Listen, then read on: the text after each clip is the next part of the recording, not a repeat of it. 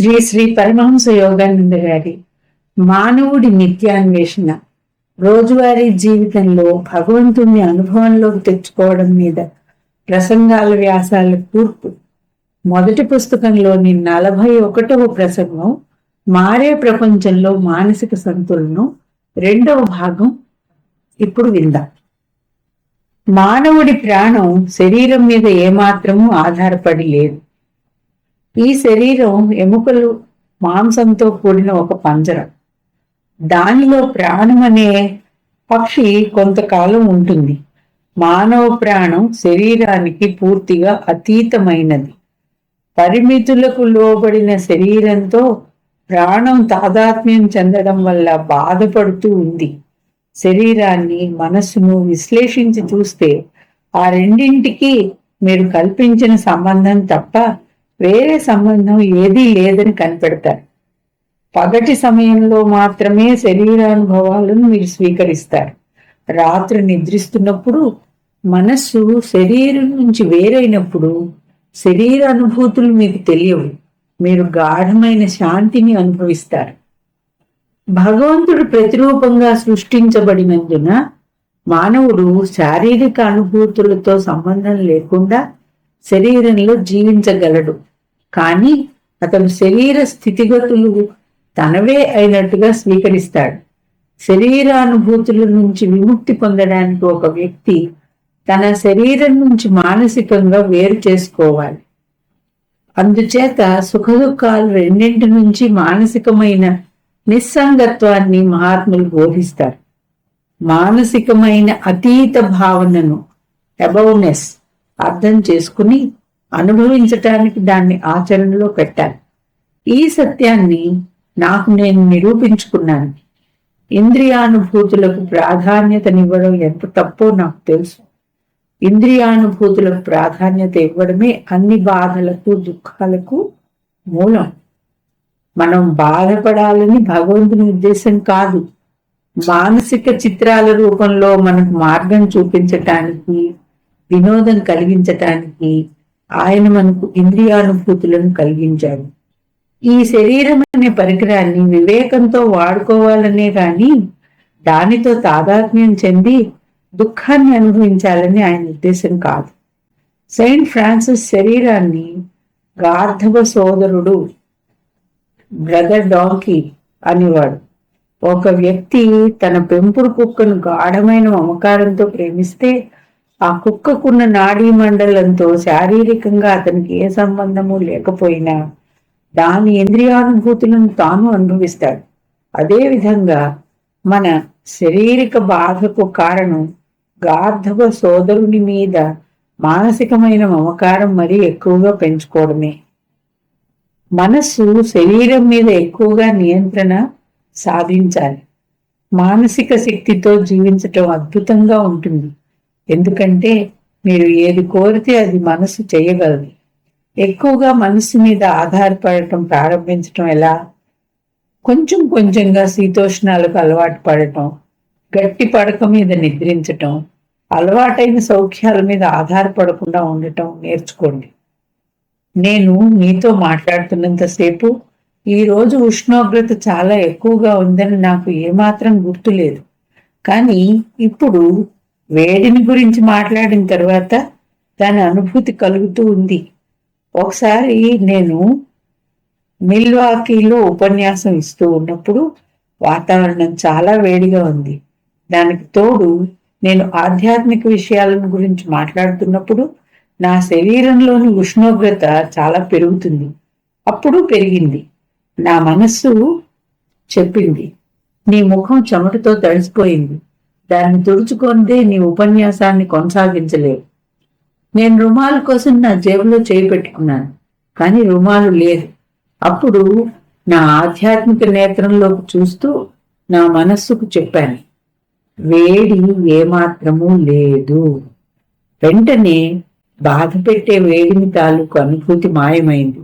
చల్లగా ప్రశాంతంగా ఉంది. మరణం పట్ల సరైన దృక్పథం. ఈ విషయాలను ఆచరణలో పెట్టి నేను చెబుతున్నది వాస్తవం కాదేమో చూడండి. సున్నిత మనస్తత్వంతో మీ బాధను మీరు పెంచుకోవచ్చు. మానసిక నిస్సంగత్వం వల్ల తగ్గించుకోవచ్చు. ప్రియమైన ఒక వ్యక్తి మరణించినప్పుడు ఎక్కువగా దుఃఖించటానికి బదులు భగవత్ సంకల్పం వల్ల అతడు ఉత్తమ లోకానికి వెళ్ళాడని, అతనికి ఏది మంచిదో భగవంతునికి తెలుసునని గ్రహించాలి. అతడు స్వేచ్ఛ పొందాడని సంతోషించాలి. మీ ప్రేమ, సద్భావన అతడు వెళ్లే మార్గంలో అతనికి ప్రోత్సాహం కలిగించాలని ప్రార్థించండి. ఈ వైఖరి ఎక్కువ సహాయకారిగా ఉంటుంది. మనం ప్రేమించిన వారిని పోగొట్టుకున్నందుకు కొంత విచారంగా ఉండడం సహజమే, లేకపోతే అది మానవత్వం కాదు.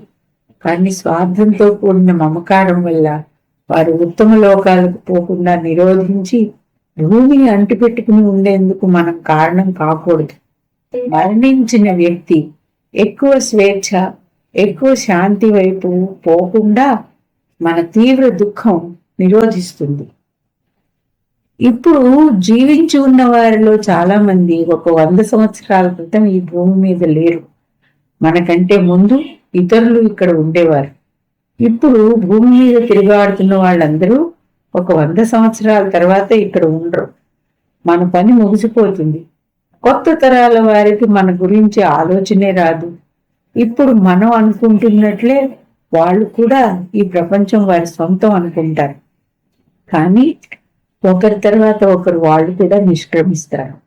మృత్యువు అనేది మంచిదే అయి ఉండాలి, లేకపోతే అది అందరికీ సంభవించాలని భగవంతుడు నిర్ణయించడు.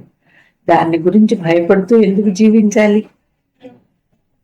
చావుకు భయపడేవారు తమ ఆత్మ నిజ స్వభావాన్ని తెలుసుకోలేరు. పిరికి పందలు వాళ్ళు మరణానికి నుండి అనేక సార్లు మరణిస్తారు. సాహసవంతులు ఒక్కసారే దాన్ని రుచి చూస్తారు అని షేక్స్పియర్ జూలియస్ సీజర్ 2వ అంకంలో 2వ దృశ్యంలో చెప్పబడి ఉంది. పిరికివాడు బాధను, మరణాన్ని అనేక సార్లు ఊహించుకుని వాటిని అనుభవిస్తాడు. సాహసవంతుడు చివరగా వచ్చే మరణాన్ని ఒకేసారి అనాయాసంగా పొందుతాడు. ఒక వ్యక్తి సహజమైన కారణాల వల్ల మరణించినప్పుడు లేదా ఆధ్యాత్మికంగా పురోగమించినప్పుడు అనుభూతుల శరీరం అనాయాసంగా రాలిపోతుంది. చైతన్యం, సూక్ష్మ శరీరం వేరే స్థరం పరలోకంలో మేల్కొన్నప్పుడు దానికి భౌతిక రూపం లేకుండానే ఇంద్రియ జ్ఞానం ఉంటుంది. స్వప్నాలలో ఉన్నట్టే ఎరుక, అవేర్నెస్ మనస్సుకు సంబంధించిన విషయం. ఇది ఊహించుకోవడం కష్టం కాదు. మనిషి మరణంలో వదిలేస్తున్నది మనస్సు తాలూకు హీన రూపము, లోవర్ ఫామ్. ఆత్మకు కలిగే అనేక కష్టాలకు కారణము అయిన స్థూల భౌతిక శరీరాన్ని మాత్రమే. శాంతిని, మంచితనాన్ని వెదజల్లండి. మనుషులు స్థూలంగా 2 రకాలుగా ఉంటారు. ప్రపంచంలో ఏదీ సవ్యంగా లేదని ఎప్పుడు ఏడ్చేవాళ్ళు, జీవితంలోని కష్టాలను చిరునవ్వుతో స్వీకరించి అనుకూలంగా ఆలోచించేవాళ్ళు. ప్రతి విషయాన్ని ఎక్కువగా ఎందుకు పట్టించుకోవాలి? ప్రతి వ్యక్తి ఇంకా ఎక్కువ అనుకూల ధోరణితో ఇంకా ఎక్కువ సామరస్యంగా ఉంటే ప్రపంచం ఎంత అద్భుతంగా ఉంటుంది. నాగరికత అనే అరణ్యంలో ఆధునిక జీవితపు ఒత్తిడిలో అసలు పరీక్ష ఎదురవుతుంది. మీరు ఇచ్చేదే మీకు తిరిగి వస్తుంది. మీరు ద్వేషిస్తే మీరు తిరిగి పొందేది ద్వేషమే. ప్రతికూల భావాలను, ఉద్రేకాలను మీలో నింపుకుంటే మిమ్మల్ని మీరు స్వయంగా నాశనం చేసుకుంటున్నారు.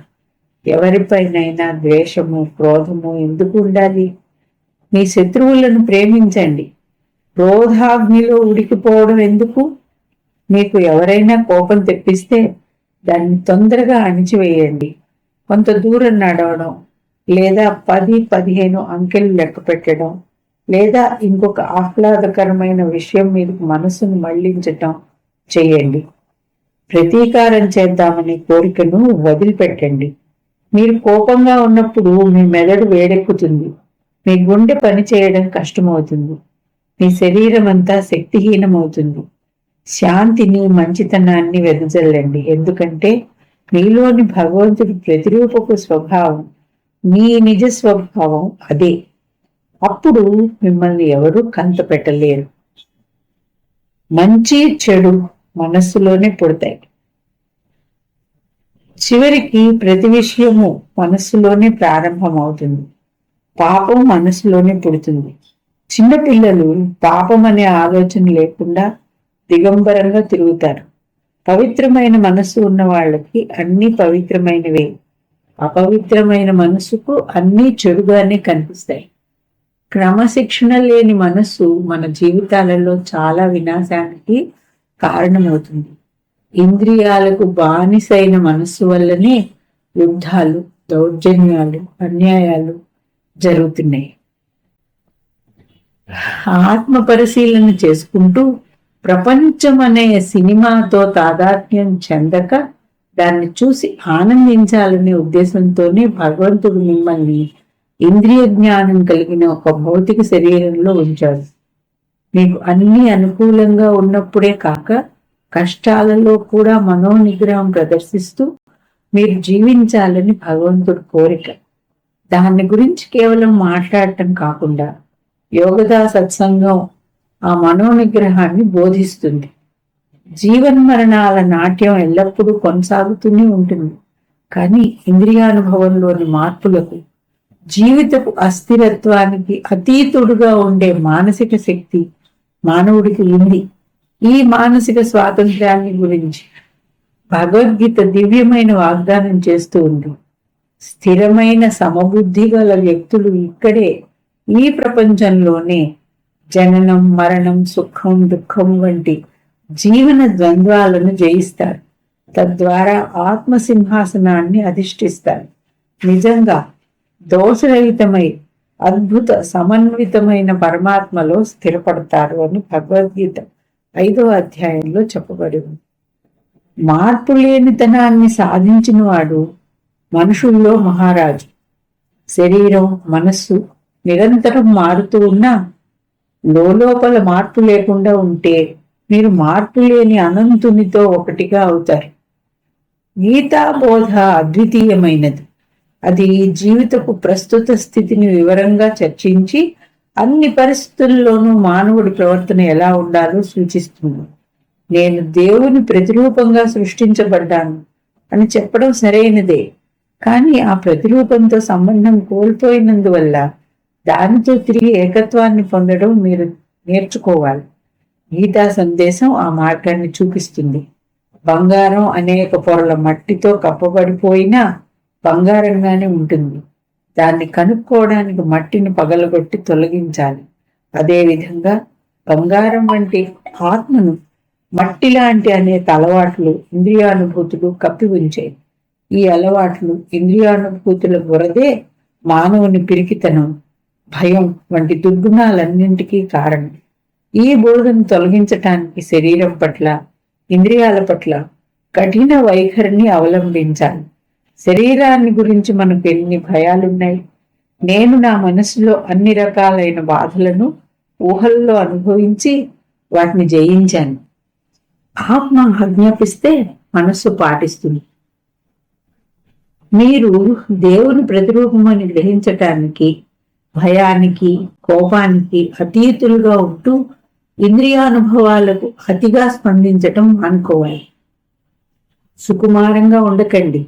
మీలో ఇలా అనుకోండి, ఈ రోజు పరుపు మీద పడుకుంటున్నాను, రేపు నేల మీద పడుకుంటాను, పర్వాలేదు, నాకు ఏదైనా ఒకటే. ఈ విధమైన మానసిక సమత్వాన్ని అభ్యసించండి. మీ మనస్సు మీరు చెప్పినట్లే వింటుంది. మనస్సు చాలా టక్కులు మారి, కానీ దానికి తగిన శిక్షణ ఇస్తే సరిగ్గా ప్రవర్తిస్తుంది. గొడ్డు మాంసం తిననిదే నేను బతకలేను అని మీరు అంటే మీ మనస్సు కూడా అవే మాటలను ప్రతిధ్వనిస్తుంది. కానీ ఆత్మస్వరూపులైన మీరు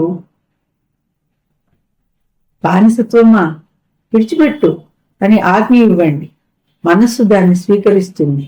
కాబట్టి శరీరానికి, మనస్సుకి బానిసలు కాకండి. ఇంద్రియాల బానిసత్వం నుంచి విముక్తే శాంతికి, ఆనందానికి ఏకైక మార్గం. ఎటువంటి పరిస్థితులు ఎదురైనా మానసిక బలహీనతలకు అతీతులై నిత్యానందాన్ని పొందండి. ధ్యానం ద్వారా పొందిన పరిపూర్ణ శాంత చిత్తంతో ఏ స్థితిలో ఆత్మ, అహం తనను పరమాత్మ ఆత్మగా గ్రహించి పరమాత్మలోనే నిలకడగా ఉంటుందో, ఏ స్థితిలో ఇంద్రియాతీత అపరిమిత ఆనందం జాగృతి పొందిన సహజావబోధ బుద్ధికి అందుబాటులోకి వస్తుందో, ఏ స్థితిలో యోగి శాశ్వతంగా స్థిరుడై ఉంటాడో, ఏ స్థితిని ఒకసారి పొందిన తర్వాత యోగి దాన్నే తన పరమ పెన్నిధిగా భావించి దానిలోనే నెలకొని ఉండి పెను దుఃఖాలకు కూడా చెలించకుండా ఉంటాడో, ఆ స్థితినే యోగం అంటారు. బాధలకు అతీతమైన స్థితి అది. అందువల్ల పట్టుదలతో ధైర్యంతో యోగ సాధన చేయాలి.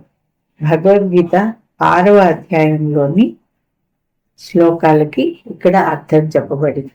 మారే ప్రపంచంలో మానసిక సంతులనం అనే ఈ ప్రసంగం 2వ భాగం ఆఖరి భాగం ఇంతటితో సమాప్తం.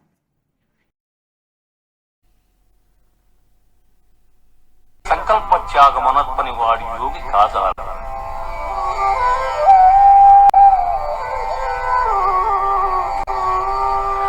యుక్తాహార విహారస్య యుక్తచేష్టస్య కర్మసు యుక్త స్వప్నావబోధస్య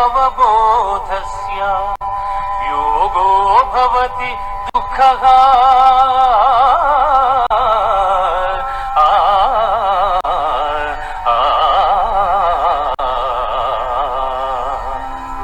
యుక్తాహార విహారాదులు కర్మాచరణము గలవానికి ఆత్మ సంయమ యోగములకు